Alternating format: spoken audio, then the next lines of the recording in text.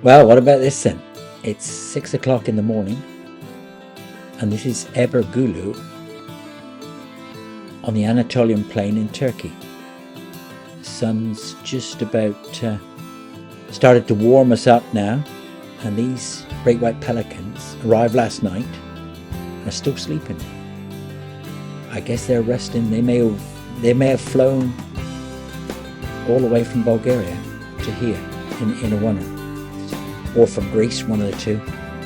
We've been following their migration, which from the Black Sea coast in Bulgaria, Burgas, and then we went down to Kirkini and saw more flocks down there, and now we're following diagonally down across Turkey to the Syrian border.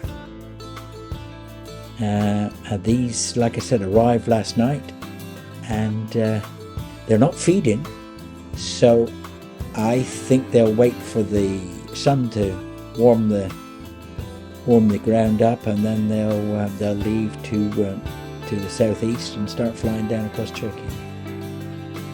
Oh, here we go. Look, they've got their heads up now, so they're waking up. It's about time. So perhaps it won't be long now before they leave. There is a couple more lakes down to the southeast where I think they can feed. One's called Eride, and the other's called Beydişehir, I think, something like that anyway.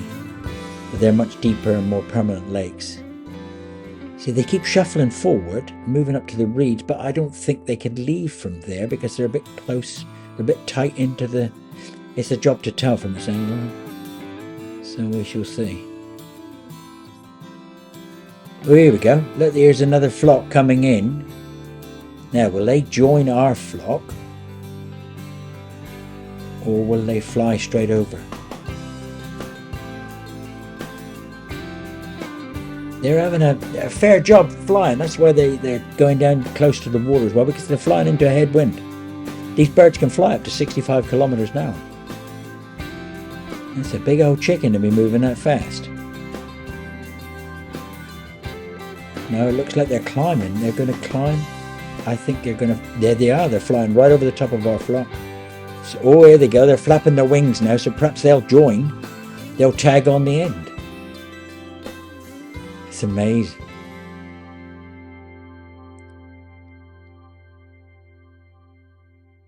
Yeah, there's some of them are actually landing there as well.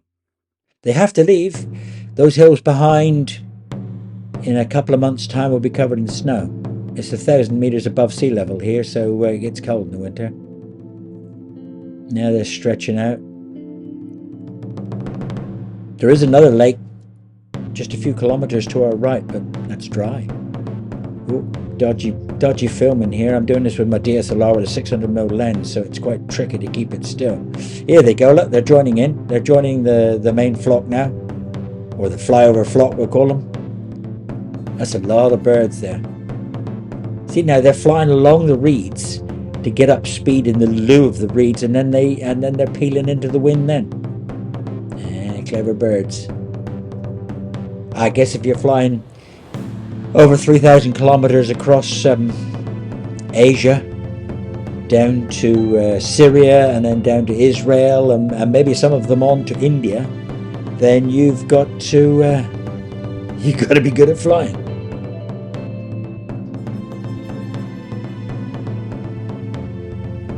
They got a fair few juveniles with them. For them, it's their first long flight.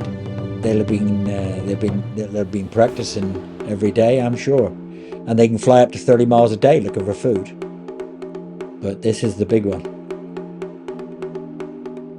They reckon they fly about 160, maybe 200 k's a day.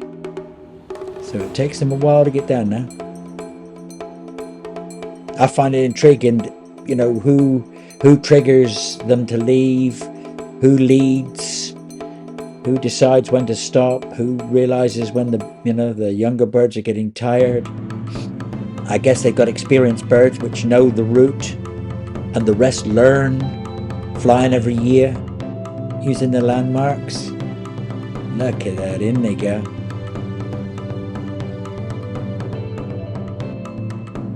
there's major roads that follow this route as well, so I wonder if they follow the roads. I have no idea really.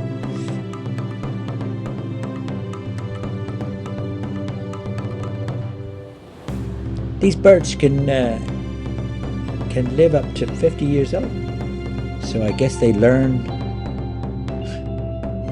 the routes over this period of time, and then the elder birds fly up the front because, you know, maybe they get tired quickest, so they realize that when they're tired then they stop and the rest of the birds are okay. I guess that's the best way for it to work. Look at it now, it's thick with them. Brilliant. That's the most pelicans I've ever seen in the sky. And we've seen a lot of pelicans over our travels. We didn't even intend to stop at this particular lake, but we were lucky, and it is on the route. We saw another flock come through last night, probably 2,000 birds, and we thought we'd missed it all. There you go. As luck would have it, we did. There you go. Look, this is the last few birds leaving now. These are probably juveniles. Yeah, look. Oh, we don't want to go. They've got to go. There we go. Fantastic.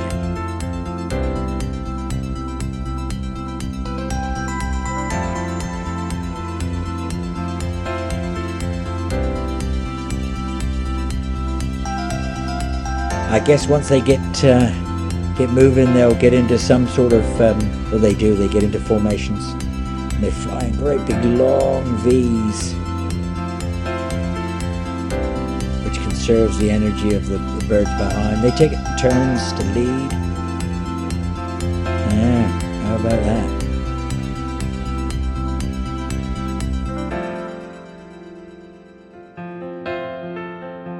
I guess we'll see them again next year in the spring. Same birds will fly all the way back to Lake Burgas and breed there. And so it goes on.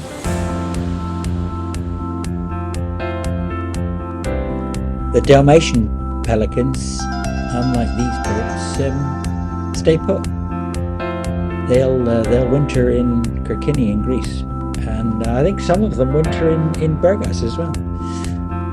So, and they've had a real hard time this year. They caught bird flu, and for some reason the great whites didn't. But and they seem to be doing okay. There seem to be a lot of juveniles with this, so I guess the breeding season's gone okay. Anyway, good luck to them, and we'll see them in the spring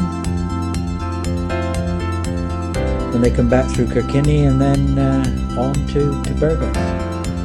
See you next year, boys.